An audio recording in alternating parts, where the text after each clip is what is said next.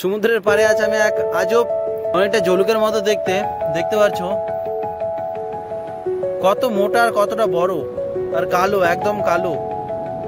এটার আরেকটা কালার আছে, ওটা লালচে ভাব, তোমাদেরকে আমি ওটা দেখলে দেখাবো। তবে এটা কালো প্রকৃতির, কালো কালার। দেখো এটার অ্যাকচুয়ালি নাম কি আমি তা জানি না, তবে এটা এখন দেখো এটা অনেকটা বড় আর লম্বা। কখনো কি তোমরা দেখেছো এরকম? দেখে থাকলে প্লিজ কমেন্ট করবে। আমি তো কখনো দেখিনি, বাট তোমরা দেখে থাকলে কমেন্ট করবে।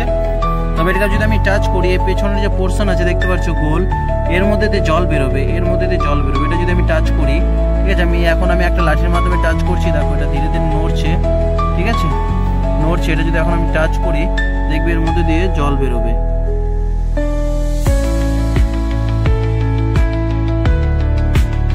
দেখো, দেখলে? দেখো, দেখছো? দেখো জল বেরোচ্ছে,